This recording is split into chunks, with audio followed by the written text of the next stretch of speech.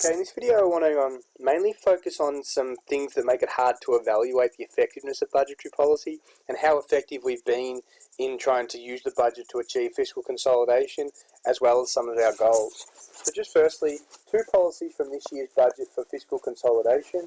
First of all, define fiscal consolidation, which is about achieving surpluses by 2021. Two policies we've tried to use to achieve this goal is the increase in the Medicare levy from 2% to 2.5%, which basically affects all Australians earning over $21,000. That's expected to raise around $8.2 billion over the next 4 years.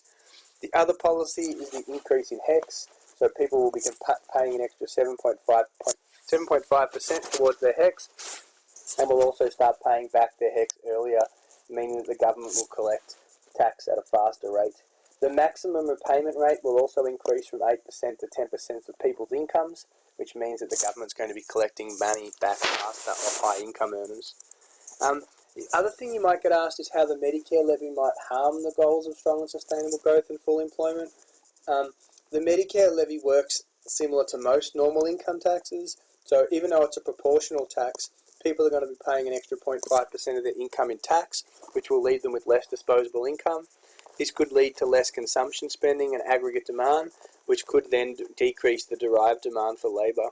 This could make it more difficult for the government to achieve strong and sustainable growth and could increase unemployment potentially above 4 to 5% going forward.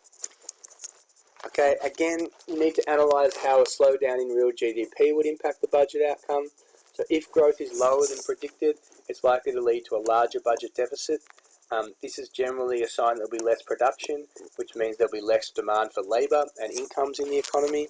If it causes an increase in unemployment, that's going to lead to less income tax and potentially higher welfare expenditure for those on unemployment benefits.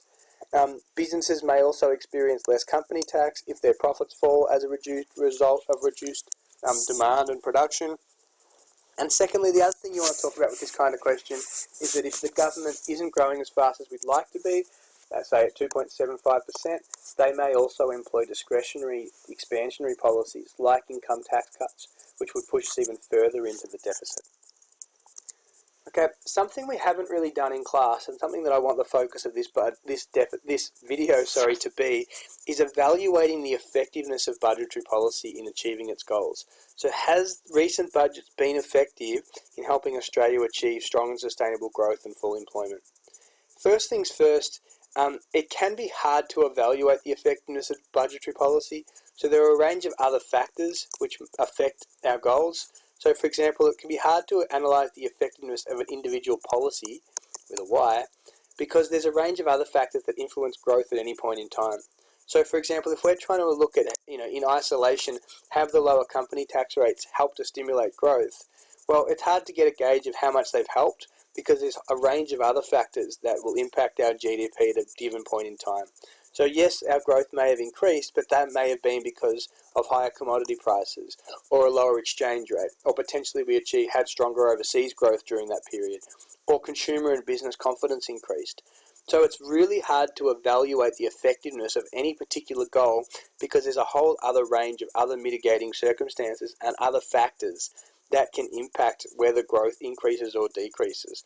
So to analyse the effectiveness of one particular policy is particularly difficult because of the range of other factors that are not held constant. There's no ceteris paribus in the real world.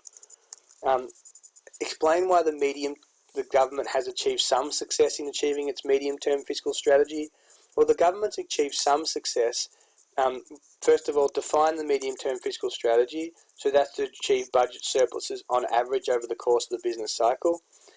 There has been some success in achieving this policy because there's been a reduction in the budget deficit from $39 billion in 2015-16 to the current rate of $29.4 billion. So the decrease in the deficit implies that we are moving towards surpluses potentially, and therefore there has been some success in achieving this strategy. Having said that, if nominal GDP starts to fall in the next couple of years or not grow as fast, then the government has accepted that they will go back to a stabilisation role. So the reduction in the budget deficit in recent years has showed some signs of achieving medium-term fiscal strategy, and they have done some contractionary measures like the Medicare levy and increasing HECS, which shows some desire to achieve their medium-term fiscal strategy. Having said that, however, the government has allowed the cyclical component to try and boost growth in a period where sustainable growth at 1.75% is not really as high as they'd like it to be. So they're allowing the cyclical side of the budget to try and boost economic growth, and they've accepted that it's going to take longer to achieve this strategy than perhaps they intended. So key things you want to say is define the medium-term fiscal strategy, say they've made some progress, explain some contractionary measures they've employed to make progress, but then also talk about the fact that they've accepted that it's going to take longer because of other mitigating circumstances and growth below what they'd like it to be at this point in time.